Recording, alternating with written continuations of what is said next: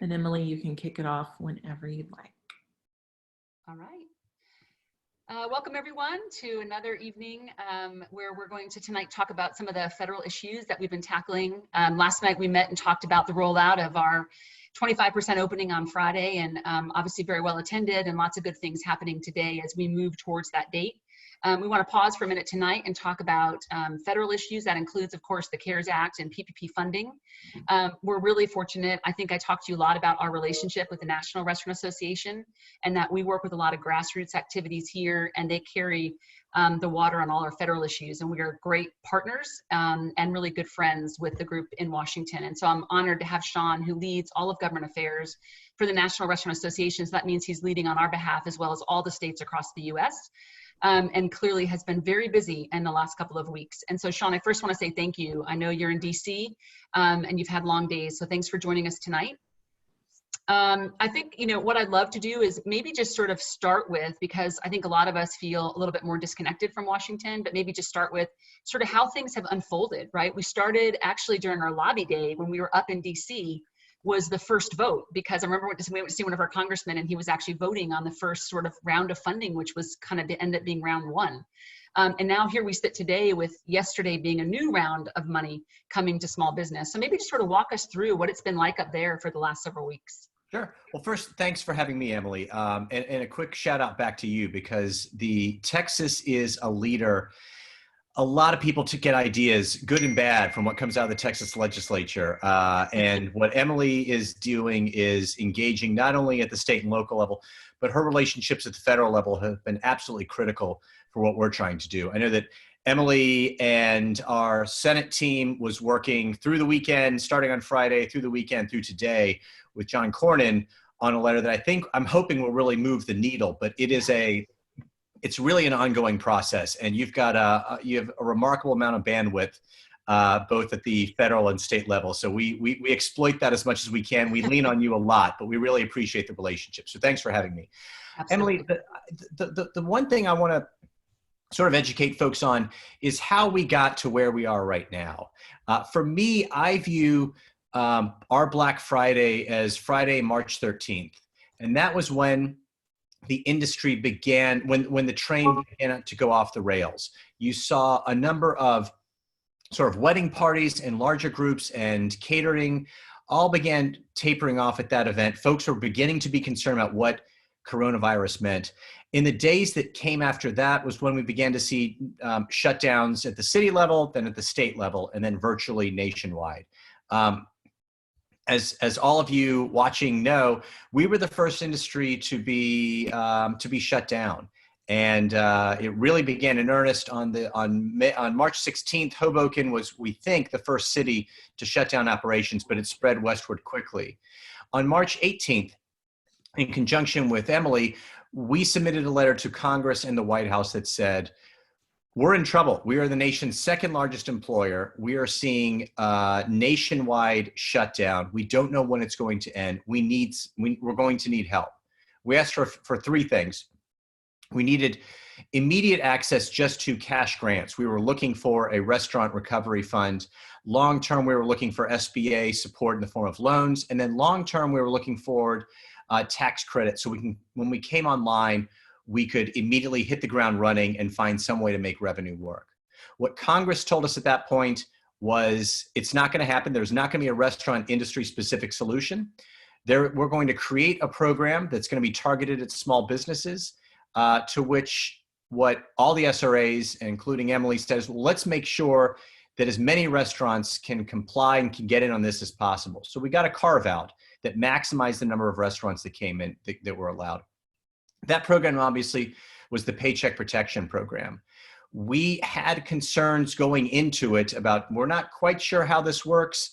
It really seems like it's just a substitute for unemployment. But the problem with PPP is this is how Republicans in Congress are approaching unemployment. They say, instead of the state giving money to that person who's staying home, let's give the money to the restaurant, and then the restaurant in turn puts this person back on payroll, even if they're not coming in. It's an imperfect program, which we'll talk about in a second. But the problem is it's also paired with a Democratic approach to unemployment, which was let's increase unemployment benefits. So you have this very unholy collision between PPP and enhanced unemployment that became just a complete mess for operators.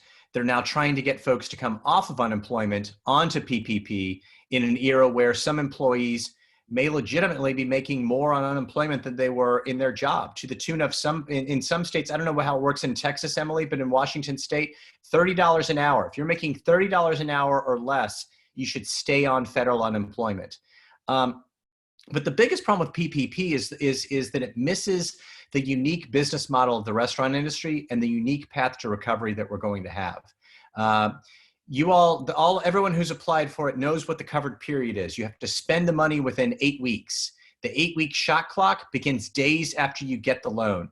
Well, right now, most restaurants are barely open or are fully shuttered. You don't need to be giving that money to folks who are at home. And you certainly don't want to mess up the formula, because if you mess up the formula, you've now the loan won't be forgiven, and it's now a loan that's due in 2 years. So number one is the covered period. Number two is what the funds have to be used for. There's a 75-25 split between payroll, 75%, and then rent utilities, 25%. I understand that the name of the program is the Paycheck Protection Program, but for restaurants who have a lot of fixed costs, if the employees are taken care of with a generous unemployment, what's not taken care of is your rent, a lot of your utilities. And when you start cutting back online, you're at your most vulnerable. You need supplies, you need provisions, and those are expensive, incredibly capital intensive asks. So we are looking for changes on those two. Then third is Congress said the loan has to be paid for in 10 years. They're right. We agree with that. Treasury interpreted to say it needs to be paid in 2 years. A lot of restaurants, God help us, if you are financially able to pay off a loan in 2 years, you are better than me and Emily at running a business. Right. But a lot of businesses, we've been very upfront in telling folks 2021 revenues are going to be less than 2019 revenues. I'm going to say that one more time. You all are likely to make what we're telling folks in Washington, and I see Emily nodding, so I know she's staying in the Capitol. 2021 is going to be less revenue than 2019 because our path to recovery is going to be that much longer. Absolutely. So the first thing that we're asking for, again, this is where we'll talk about what Emily's been doing, but is how do we just change PPP? It was just funded last week. We were one of the first, refunded rather. I got another infusion of cash last week. We were one of the first industries to sort of speak truth to power and say, I'm glad that so many people are going through PPP and that the SBA website keeps crashing, but it doesn't work for restaurants. And if you want to make it work for restaurants, you need to change the covered period so that it kicks in closer to when restaurants are back online. You need to change the 75-25 rule in a way that makes sense for our operations and what our needs are. And second, for gosh sakes, change the repayment period back to what Congress said at 10 years. Adhere to statutory intent. Treasury is the administration is very reluctant to say that PPP is not working for everybody. When Emily and I and others are talking to Treasury in the White House, the first thing they say is, how about that PPP? It's doing great things, right, Emily? Yep. Yeah, no, and we watch press conferences where they say it's the best thing ever. And meanwhile, we're looking at our restaurants lining up saying, change the terms. Well, and what's sort of most scary is that a number of restaurants are literally just sitting on their loan, waiting to see if you and I can get the terms changed and changed retroactively. Yep. And or they're going to give the money back. They may we have that saying, hey, just please take it back. I don't want it because I can't meet the terms. And so take it back. We have those calls coming in all day long right now. And it's scary for operators because the last thing they want is to mess up the spend and suddenly they've got a 2-year loan that's due immediately. So it's our number one concern is how do we change this? But the biggest problem with PPP is that the restaurant industry is competing. It was a $349 billion pot the first time. We're competing, Brinker is competing with every small independent, is competing with every diner, is competing with every taco stand, which by the way, we're also competing with every hair salon, hardware store, shoe store, every other small business. And I respect the challenge that they have, but we are the nation's second largest employer. We were the first to be shut down. And with all due respect to hardware stores and beauty salons and shoe stores, we are more significant to the economy. So we really need a restaurant-specific solution. So it's been frustrating for us on a bipartisan basis, R's and D's alike, that we were sort of shunted over into a very imperfect program that doesn't work for us. So that's sort of how we got to where we are. What our message has been consistently from the Texas Restaurant Association and the National is saying, if you want to add more funding to PPP, go for it. But equally important is to change the way the program is administered. Congress right now is, they're on sort of a coronavirus quarantine. Neither chamber is in session right now. The only way they could pass legislation is by unanimous consent, meaning that all 100 senators and all 435 members of Congress had to agree, which meant that Congress does lowest common denominator legislating. They do the basic, easiest thing that will not offend anybody. And what they could agree to was to increase PPP funding without making any changes. It drove you nuts, Emily. It drove me nuts here in Washington. But we also, I'm realistic. I respect where McConnell and Pelosi are coming from. And you told us it's not going to happen, right? So get all your energy, get it right, but the chances were 1%. Right? Correct. So and we proved, and both of us proved to be right on that front. We came out with a new survey. Thanks in a nationwide survey of over 6,000 operators, a lot of them from Texas. Many thanks to Emily and to all of you who participated, because it gives us the data for us to make fact-based, business-based arguments for our advocacy efforts. The numbers were startling. 8 million jobs lost, $30 billion in revenue lost in March, $50 billion in April, and on track to lose $240 billion even as we gradually open by the end of the year. No industry has lost more jobs and more revenue than the restaurants, who were the second largest employer. To us, that is the mother of all alarms for Congress. And elected officials should really be sitting up and taking notice. We put out, and again, working with our state restaurant association partners, we put out another proposal last Monday. We released the data and said, okay, we need a restaurant-specific solution, number one, and here's what it needs to be. And it's simple. We need a restaurant and food service recovery fund that is direct cash infusions that allow restaurants on a quarter-by-quarter basis to make up the revenue that they lost over the prior year. That is going to at least make you whole. It's not going to deal, honestly, it's not going to deal with the challenges you're going to have as you reopen and you're dealing with, and I know, Emily, you know better than anyone what the Texas procedures are likely to be, but it's going to be less revenue, fewer tables, fewer staff, more confusion, and a lot of uncertainty for an industry that's got 16 days of cash on hand. Phase 3, the program that created PPP, passed really quickly, literally about 2 weeks in Congress, which is light speed, believe it or not. 3.5, which is when they increased funding for it, was a bit of a bloody mess, and it took a lot longer.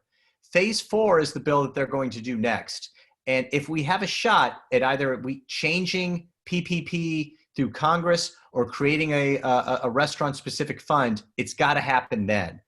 Our grassroots activation is the secret sauce for us. I used to work for the airline industry before joining here. The airline industry got $25 billion in grants from Congress in the Phase 3 bill. The way that they did it was there are only 9 major airlines. They all marched in lockstep. They all are incredibly powerful. And they said, this is what we need. We don't know individual restaurant or the National Restaurant Association has the power of one airline. But that said, we employ more people. We have a greater economic impact. And we are much louder collectively than any airline or my former industry can hope to be. When we started our grassroots activation, we wrote our letter on the shutdowns began March 16th.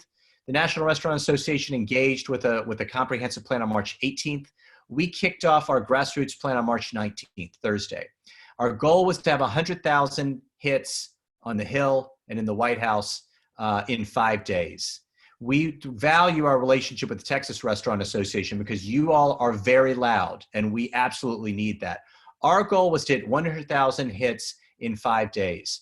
Thanks to you, we hit 100,000 in less than 24 hours. And it was really remarkable. And we're at 400,000 now. That was how we got the expanded access into PPP, which is a good win at the time. In retrospect, given how flawed PPP is to us right now, doesn't do us as much good. So what we're really asking for is we started a grassroots appeal again of 2 days ago, and we need folks to be equally vocal. There are 2 ways that your members can participate. We have a new website that we unveiled 2 weeks ago, Restaurants Act, plural, restaurantsact.com. You can see state by state what the impact of the closures is, what the economic impact is, what the jobs impact is. More importantly, you and your members, their employees, your managers, even fans of your restaurant can add their voice to the petition. We will make sure it goes to Cornyn, the rest of this, to the other electeds in Texas, for your voice to be heard. And we really need to kick this off hard.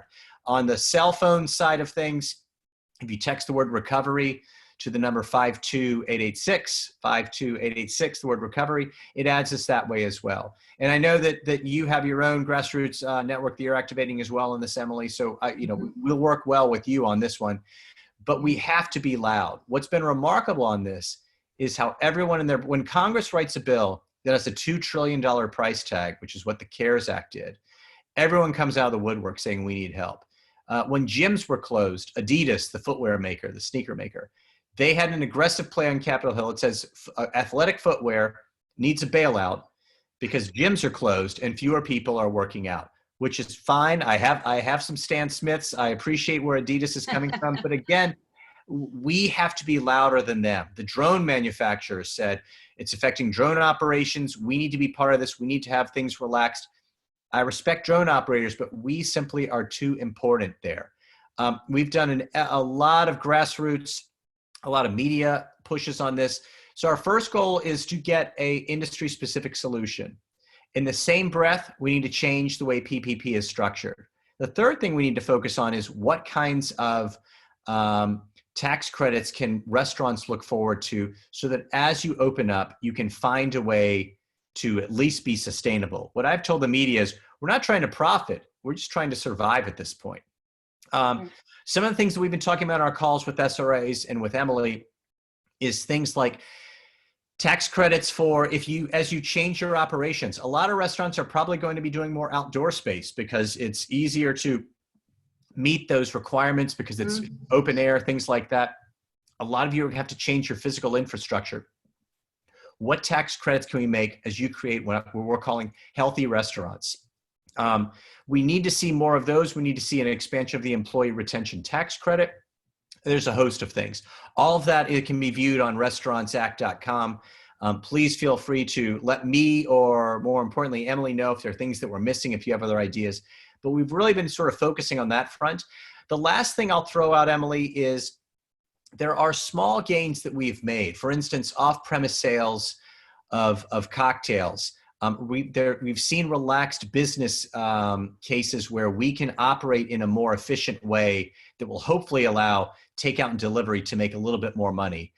We would need to make sure that that continues even when we're in limited, when Texas is seeing limited operations. This is something, I mean, being able to do off-premise liquor is something that would have taken you and Emily 2 years at a minimum. I defer to you, Emily, on the timing, but it's not something that would have happened on this. I like to take advantage of these opportunities, even if they're in the most miserable of circumstances. We're already talking with the liquor industry to say, what resources can you bring to Texas to help Emily and to help the restaurants to move forward on this? So we want to make sure we're moving on that one. And then the very last thing, and then I'm sorry, I'll stop, is once the Texas legislature has assimilated Corona, once we all are vaguely stable, they're going to say, what lessons have we learned? What changes do we need to make? And what keeps me up at night, honestly, is things like paid sick leave. They're going to say we need a national, or rather a statewide paid sick leave mandate that anybody that feels sick, coronavirus, flu, the common cold, needs to get 10 days, 2 weeks, you pick it, of paid sick leave for even an hourly workforce. For our industry, that's just, again, it's not going to be sustainable, and we need to be consistent on this now. So it's as much as we ask, as much as Emily asks of you, I promise Emily asks for more from the national, and make sure that we are focusing on these issues. But we need everybody to be vocal because people are confused. Science is not always what is driving a lot of these decisions. Sometimes it's fear, sometimes it's politics. We need Emily to have the commanding voice of her membership. We need Emily in DC as much as possible, at least talking to our senators and our electeds, because that's the secret sauce again. People get that when all of Congress is home right now and they are walking around their hometowns and they're seeing restaurants either shuttered or barely opening, you all are serving them. And now's when we need you to say, on all those times where a member of Congress says, hey, I've got a party at 15, can I come in for a birthday party on Friday? And you always accommodate them because that's what this industry is. It's now time to cash in those chits and say, I need your help this time, because I'm not looking for a paycheck in March. I'm looking for a job in December. We can provide paychecks in March and in April, but if they're all gone by December, these are not transferable skills. If the restaurant industry contracts, these people have no place else to go. So we need to hang tough on this one. I didn't mean to talk for so long, Emily. I appreciate you having me. I'll stay on for any questions. Yeah, no, it was actually, I think it's a great overview. And I think what's really nice, Sean, is it dovetails exactly what we've been marching through with all of you, right? So I think for anyone listening as we post this, they'll see that. I think the two really big questions I have first is, I'll make a comment on that. It's now 700,000 jobs in Texas. So we went from 1.34 to losing 700,000 in less than 6 weeks. So we are by far the hardest hit. We separate oil right now out in West Texas because of course it's volatile and it's going up and down. But as an economy in Texas, we took a beating. We're also the second largest tax provider to the state from a sales tax perspective. So we know that they want us. And I think we are encouraged by Governor Abbott putting a statewide, supersedes all local orders, helping restaurants get back engaged. I think the biggest question we have outside is what would you believe sitting in Washington are the chances to get those three things fixed, that through the Treasury? Because I think you're right. Getting like a Rand Paul and a Bernie Sanders on the same page, it's just not going to happen. So it's going to have to be done through Treasury. So what do you think? If you're sitting there holding your money, right, what would you do? Well, so we are expecting guidance as early as this week from Treasury, and you know this well, Emily, on what are the forgiveness provisions. I don't know if this could be our last chance or not. Treasury gives new guidance, new interpretations of the rules every week or so. We have made a concerted effort to bang on Treasury and to get the Hill to bang on Treasury. In the letter that you started for your conversation, you talked to Cornyn was it last Thursday or last Friday? Yeah. We started early last week, and then over the weekend, Matt and I worked together. Matt was great. We have a letter from Cornyn that's going out, I think, tonight, and it's much better than where they started. And I thank you for the technical expertise and the Texas-specific data that you provided. That letter is going to go out. Cornyn's an influential member of leadership, so we're hoping that Mnuchin sees that. That's the easiest way to fix it.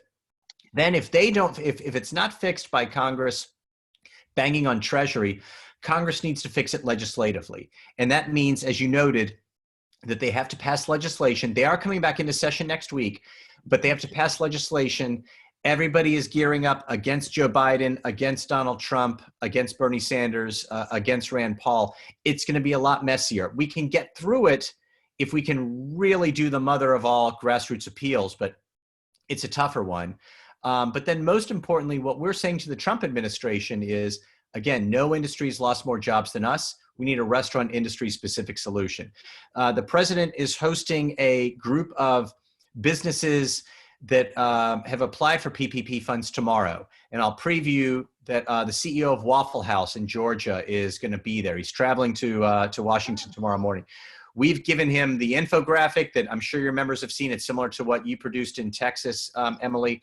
And we've given him a very simple message of, if the nation's second largest employer is losing more jobs than anyone else, you need to wake up, that PPP is a small Band-Aid on a very big wound, and that we need a restaurant-specific solution from Congress. So it's only 3 bullets, and we're hoping that he's able to push it through that way. But it's a tough challenge that we have ahead of us. But the only way we're going to get through it is to say, we respect what you did for the airline industry, but respectfully, we are bigger, we're more important, we are hyper-local, and we need the help more. Good. So it's really that call to action from all of us continuing to drive as much, and Anna will push it out again tonight, Sean, but as much as we Yep. can get that grassroots. And I think Cornyn, I did an op-ed, a quick one with one of our congressmen. He happens to have most restaurants in Texas, the most employees. It's great. And We saw it. Yep. Yeah. And so it was really, and it was your messaging, right? So I was very careful to make sure I stayed on message, but it was really like, just fix it. And I think that's how some of our folks feel, right? So either they weren't included, they couldn't get the funding, or they got it and now they're like, now what do I do with it? And so Right. as this next round kind of comes, one of the things that we're hearing a lot about, and I know this is right in your wheelhouse, is around business interruption. Yep. I think there's two camps that are forming, right? We've got a group that is going after very aggressively lawsuits, right? So they'll go through kind of the trial side of this, because we have yet to find anyone, whether they had fungi, bacteria, virus, coverage, not coverage, inclusion, it just seems Right. like all been denied. And so there's, I was talking with someone today, one of the distillers, and said, well, I know that the restaurants will have their business interruptions. They don't really need help. And I'm like, whoa, time out.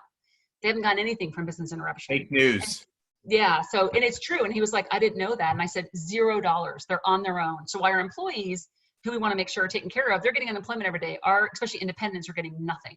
So as you think about business interruption, I try to tell people, my advice is that you can certainly sue your insurance company, and there's lots of lawyers that will take you down that path. But that could be a very long road. You may see that money, the BP settlement just came out.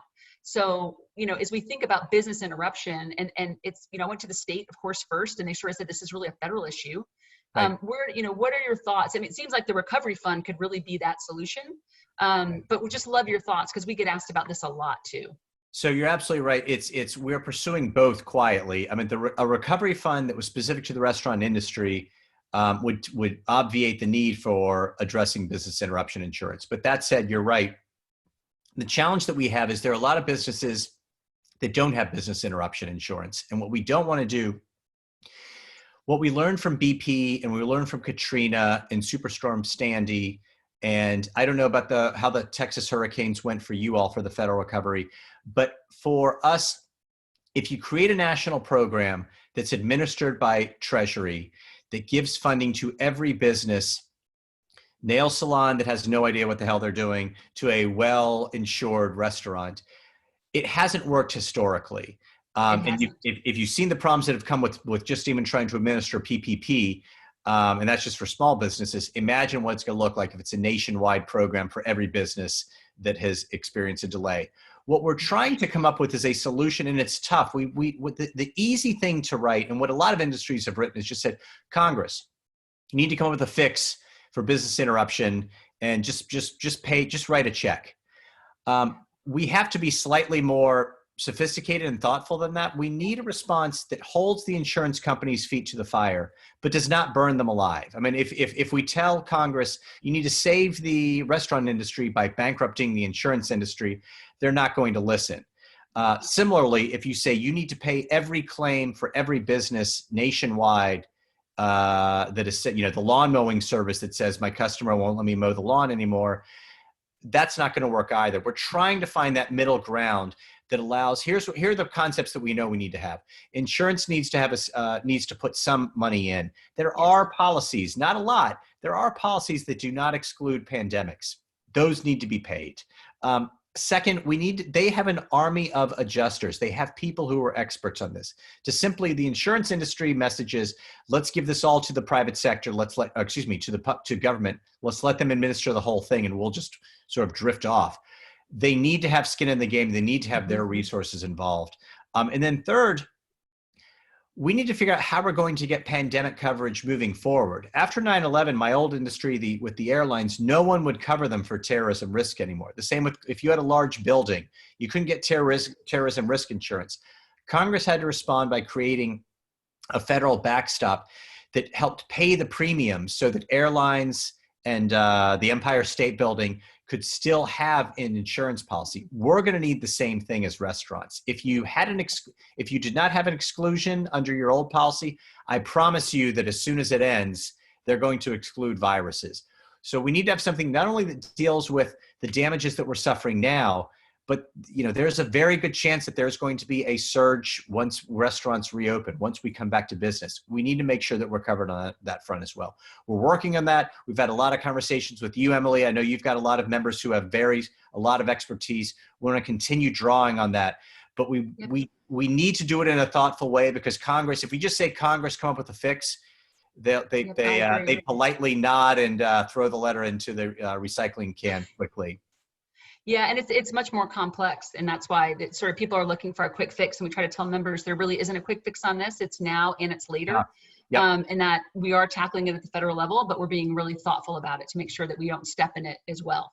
Right. That also crosses in liability, and I know this is something that came up on our call today. And for our members, I share a lot that one of the advantages is that I've got resources in DC, but also in every state. And so some of the bigger states, we will meet and talk about issues because we can help each other. And so on a call, we talked about liability today with all of the CEOs. So as restaurants begin to reopen, and we're opening on Friday, minimally across the state, but okay, someone comes in and they get sick. I'm going to be sued. Where does workers' comp fall? Our lieutenant governor came out today very directly and said that he is talking with Washington about a solution to protect businesses. And I know that as restaurants start to imagine reopening and getting to this point Friday, they're all thinking about the risk.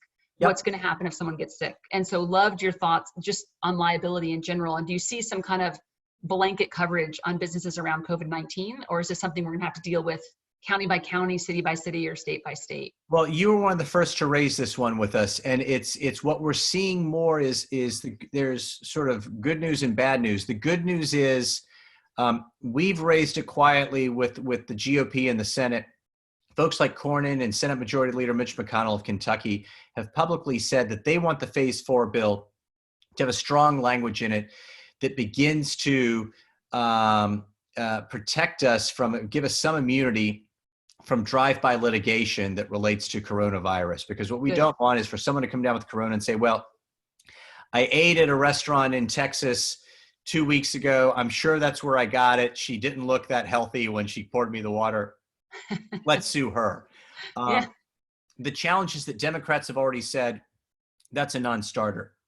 President Trump this morning expressed some interest in finding a way to provide greater immunity to us. I mean, honestly, or to industries rather. Honestly, the restaurant industry is going to be, I mean, we're a substitute for a lot of grocery stores right now. I mean, a lot of people are relying on restaurants as a food supply chain. Yep. So we need to get some protections that reflect that. We're pushing for that, but we're also trying, and Emily knows this well because she's doing the same thing in Texas. It's a very tough needle to thread, because what we want to focus on is publicly, we are an industry that's suffering. Our path to recovery is uncertain, and we're very excited to serve our customers and bring our employees back. But we need protection. Correct, with a very safe environment. It's very hard to say in the same breath, but if someone gets sick, we don't want them to be able to sue us. So we're doing it with a light touch, but we are still really pushing on it hard, because we are such a social facing industry. We are going to be very vulnerable, because folks will say, I didn't do anything but go out to a restaurant. That's the only, I wear gloves everywhere else. We know that coronavirus is not a foodborne illness. We have these new mandates that Texas will be living with to try to deal with social distancing. Our Serve Safe folks have put out new policies that we think are going to be right. And we know, and that was a lot of consultation with you. Yes, so they did a great job. We're moving in the right direction, but the liability issue is not resolved yet to our liking. And it's something we're definitely going to be focused on. Good, good. And so as you think about something we heard today is, as we think about Phase 4, is that there inside the Beltway, there is sort of this growing concern about how much money has already been spent, right? So as you think about Phase 4, same kind of dollar frame, think it could happen and maybe more in like June? Or are we going to have this fatigue set in, right? Because even some of our most conservative, fiscally conservative folks have, even Senator Cornyn, right, he had a webinar with me and he said, Emily, if I vote for it, right, this trillions and trillions, he said, we've got a problem. Yep. So I just wonder, are we going to get into a window where it's like, whoa. So if we start to open and then people start to recover and people go to nail salons and they go to grocery stores and whatever, what's the risk of us not getting anything more, do you think, that the world starts to turn along again? And it's like, they'll be fine. Because I agree. I mean, I look at, there's no way without more support that we will ever sustain our recovery. I mean, it's almost impossible. There is one of the one of the challenges of the restaurant industry and the airline industry is that we are so ubiquitous that everyone thinks they understand the business model. So everyone flies on a plane enough that they say, I get it. I don't understand why you charge for bag fees or whatever. With restaurants, they say, you know, you're packed every night. So you must have a 10-15% profit margin. You know, it's going to be a little lean for a while, but you're packed. I see you. And the answer is you're completely wrong. And for an industry that's got 16 days of cash on hand on average and about a 5 or 6% profit margin, they don't get that if 40% of our tables are taken out, and this is the busy season. This is when I don't know how Texas, the business model works month over month, but this is when people in most states are really going out and they're celebrating their Mother's Day, they're celebrating St. Patrick's Day. This is when we make a lot of money that takes us into the darker periods. So we are really trying to educate folks to use the data that you gave us last week in saying that we've lost 8 million jobs nationwide and we have an uncertain path to recovery, to really say, I get it. But if the nation's second largest employer has had more job loss than anyone else, that should scare you, John Cornyn. And we are, and I'm not picking on John Cornyn. We'll say the same thing to Ted Cruz. We'll say the same thing to the entire House delegation. Yep. But you're absolutely right that Congress is getting fatigued on this. And if we are going to find a solution from them, it has to be in this bill, because if there's a phase 5, and you and I both have had conversations about this, phase 5, by the time phase 5 comes, Republicans will be preparing for their convention. President Trump and Nancy Pelosi will be completely, not on any speaking terms. We need to do this now. And it may be that we get a recovery package. It may be that PPP is changed. And I saw one of the comments asking if this could be retroactive. It needs to be retroactive. So to make that clear, I'm speaking for you on this one, Emily. We've said to everyone who will listen, if you change the program, you have to change it even if people have the loans. The only caveat that I'll give is I don't know that Congress is going to change the loan terms retroactively. If a restaurant owner has signed a contract for a loan agreement with a bank that says they're going to pay the loan in 2 years, I think it's unlikely that Treasury is going to abrogate that contract and change the terms. I think that's right. It's a tough sell. It's a really tough sell. The loan forgiveness terms, the bank doesn't care. The bank's got their money. They've got their processing fee. They don't, that's not in the contract. So we think we've got a better shot at that one. But if it's not changed, but if we don't get a restaurant fund, we're going to look for changes to PPP. If we don't get changes to PPP, we're going to need industry-specific tax credits that are going to get something as we start to reopen. Good. All right. And I have only 1 or 2 more questions for you. One is that we're hearing a rumor that one of the things we're up against, and we heard this on the call today with the other states, is unemployment, right? So we've got this extra money.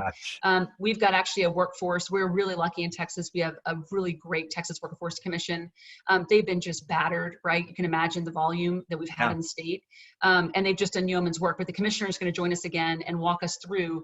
And today actually gave us the language of when we actually do hire someone or give them an offer of employment and they decline if that offer's in writing and it says similar terms, right? We can then file a grievance, I call it. There's probably a better word for it, but to make that stop. But the rumor that's now swirling the last 48 hours is that some of our folks in DC want to extend that extra 600 far past July 30th and more into the September, October range. Is that true? Because I think that would, it's just going to make it even more impossible for us to either get, and it's not just our sector. I think it's really important. I tell people, and it's about 54,000, Sean, in Texas. So that's across many, many industries. That's just not about restaurants not getting people back. There's lots of people that make that wage or less in Texas in many industries. Right. And if that were to go till October, Well, it's this collision because you have to get your loan forgiven. You need to bring everyone back on payroll. But then because of the Democratic approach, people are more than taken care of on unemployment. So they say, I love my restaurant family. I love my boss. I want to work. but Mhm. they are making a rational economic decision that's best for their families. And I don't Right. fault them for it. No, me either. But it makes it impossible to then say, well, if you want your loan forgiven with PPP, you need to bring this person back. You're absolutely right, Emily. We do expect that there will be calls to extend enhanced unemployment benefits beyond July 31st. The silver lining is that Democrats and Republicans alike realize that it's putting us in an impossible position, because honestly, we don't even want to file. A lot of restaurants don't even want to file the grievance. If you've It's a got, lot of work. well, and not only that, but you do want that chef back. If you've got three chefs and they are the heart and soul and they know the recipes and they know the rhythm, Yeah. you want to find a way to say, okay, we're going to make this work somehow until July 31st, but then your butt's coming back in and they say yes. So we're looking for a few things. One is there a way that employees can be held harmless if they come back? So if an employee, and going back to my Washington State example, it's $30 an hour. If a line chef is making, if management's making $20, $25 an hour, how do we make sure that they're actually getting that 30? And so Congress is still saving, the Treasury is still saving money because you're paying that first That's right. $25. Yep. And the last five, instead of paying $30 an hour, Treasury's paying $5 an hour. So it's a deal for them. Now it creates a disparity with the worker who wasn't furloughed when you were just doing takeout and delivery, who was still getting their minimum wage or getting what their base wage was. We're working on that. That's to get us through July 31st, because we can't wait until that long. Right. We did an interview with Fox News that ran over the weekend. There have been some really good press reports and editorials in the Wall Street Journal.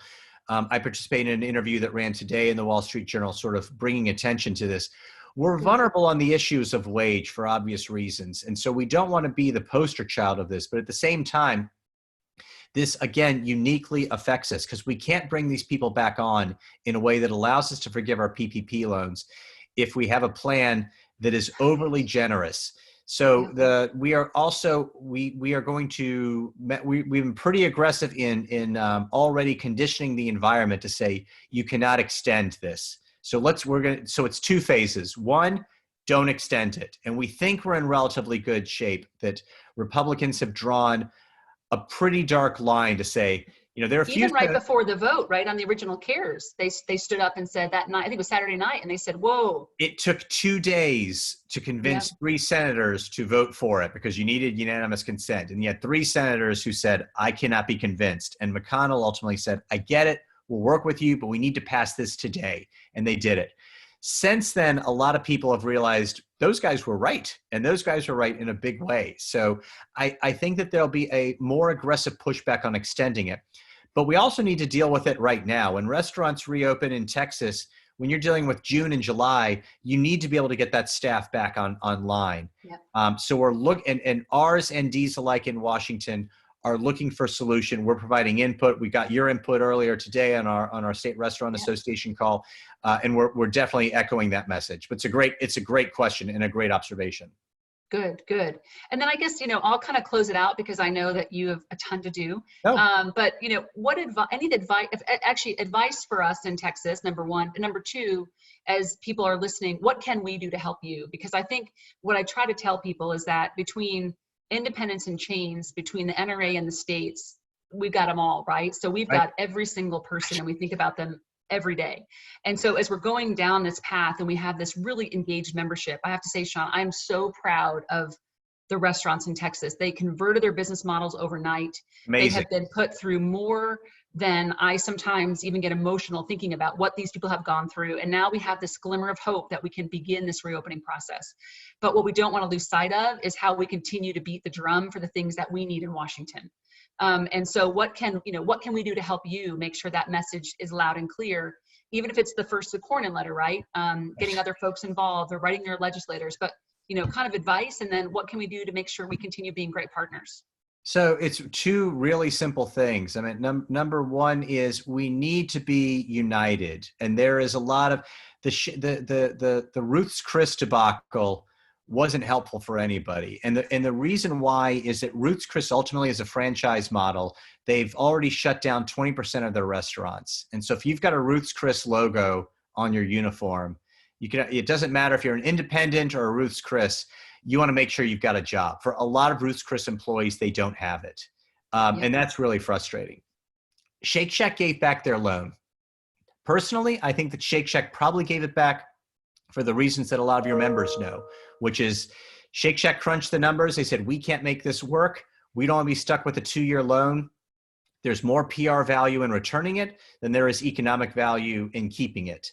And so they did that. I don't fault them for it per se, but it's not helpful because what it says to policymakers is, well, not all sides of the industry are suffering. Again, going back to the airlines, they all came in and said, we're suffering. It didn't matter if you were a small regional jet line or if you were Delta Airlines or American or Southwest. They all were in this together. We have to be in it together.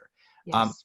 We absolutely support their independence, but we at the same time, I get that they're independent restaurants who don't have financial advisors, who don't have tax accountants on staff, That's right. who aren't on a first name basis with Wells Fargo. We need to make sure that they are covered as well. But we can't do it in a way, if we start saying chains don't matter, only independents, and then is it small, is it big? So we have to be united. And then second, honestly, is Emily, what you bring to the table is you are really good at sounding the alarm. You do that with us in Washington, and I know you do that with your members. And so I'm going to simply say, when you sound, there's that old, you're too young to know who E.F. Hutton was, but there used to be an E.F. Hutton that said, when E.F. Hutton talks, people listen. When you sound the alarm with your state, you're not going to do that unless you're convinced, you're convinced.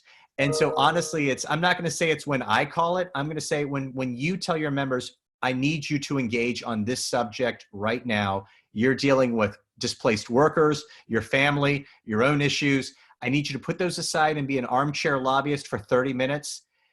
Your members need to do it. And they're doing it nationwide. It's the only way we're going to get through this. So my job is to really just marshal the facts in a way that can convince you and other CEOs for SRAs to say, this is the only way it's going to happen. And you ask really tough, smart questions. And if we can convince you, we can convince anybody. But it's when you activate your membership for them to say, wow, if Emily's saying we need to do this, we need to listen. And I think, Sean, and that's why I wanted to put a face on it today, right? With your role and the team that you have, which has been just exceptional partners for us. I think I want the membership to see that we've got this very large organization in DC, but when you do make that call, that we got to act. And I think what you've seen is, and we sort of had a little bit of a, being new in the seat, this sort of crisis unfolded fairly new. We decided to implement phone. Yeah, we both kind of stepped into this, and who knew we'd have a pandemic in our first year. But Anna and I said, hey, we got to go to the comptroller. We have a tax issue, right? And we met the comptroller. He'd just been at our board meeting. Great guy. He's been a really good partner through this for us. So we decided to turn on phone to action because we're like, this is a great tool. Well, we ended up soaking the comptroller in 85,000 emails in like 28 hours. I love it.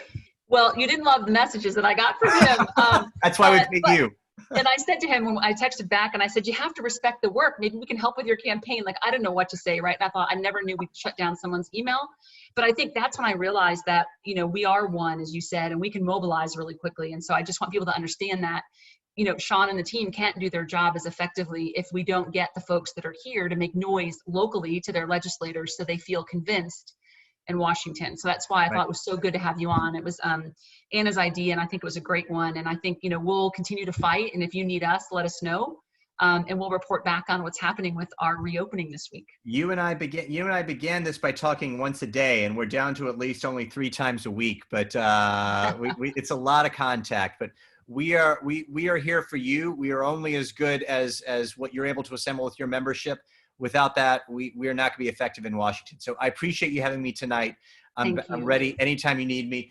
I've been holding on to my little glass of wine, which I've been dutifully holding back, but I'll start in just a few minutes. But let us know anytime we can help you, Emily. Yeah, it's awesome. And I will take my water cup because I did actually think of getting a glass of wine tonight. Because I know Ms. Tozan has got something stronger than water in her cup right now. But I'm sure she does. Well, Sean, thank you again. Thank you. All right. Good night. Take care. Take care.